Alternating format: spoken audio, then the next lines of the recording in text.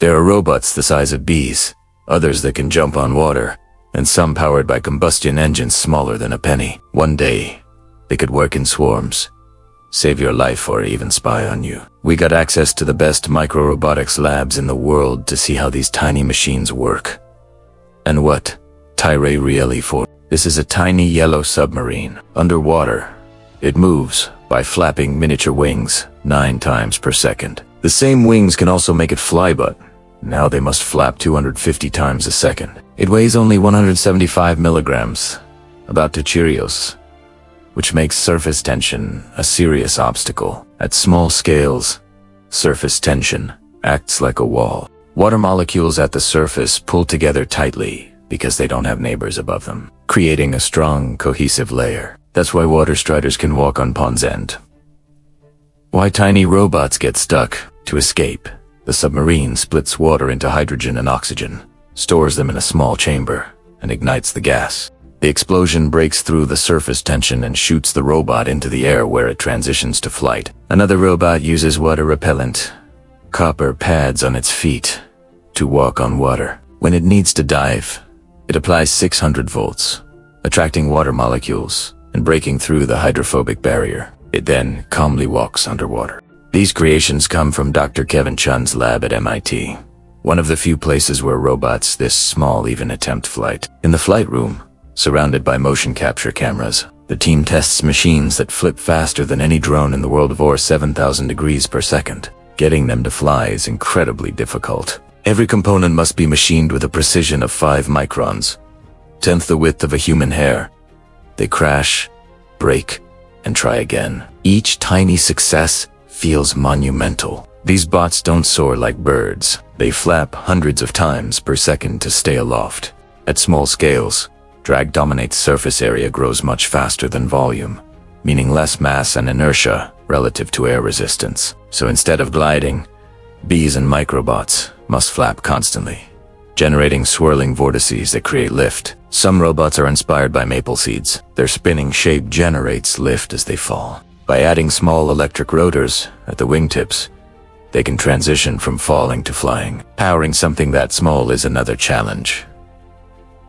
Motors don't scale down well. Early robo-bees used piezoelectric crystals that flexed slightly when voltage was applied. The motion was amplified mechanically to flap the wings. But the crystals were fragile one bump, and the robots stopped working. So MIT researchers switched to soft polymer muscles.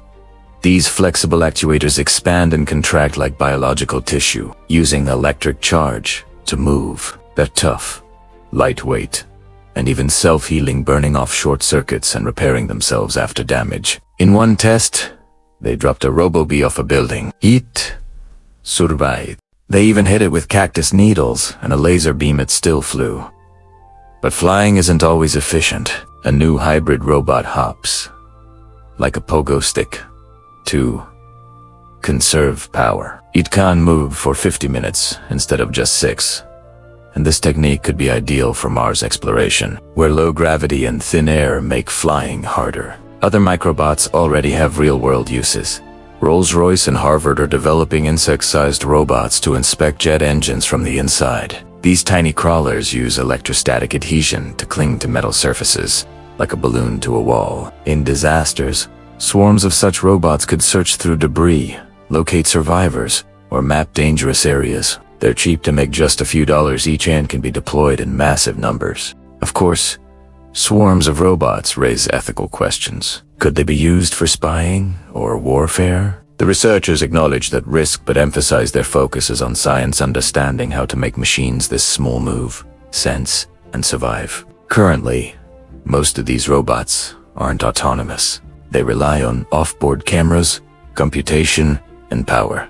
But within 5 years, the goal is full autonomy.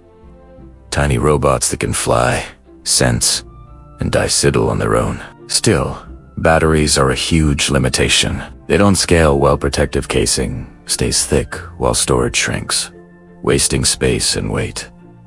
So some labs are using microcombustion engines instead. Cameron's team built one that runs on methane and oxygen.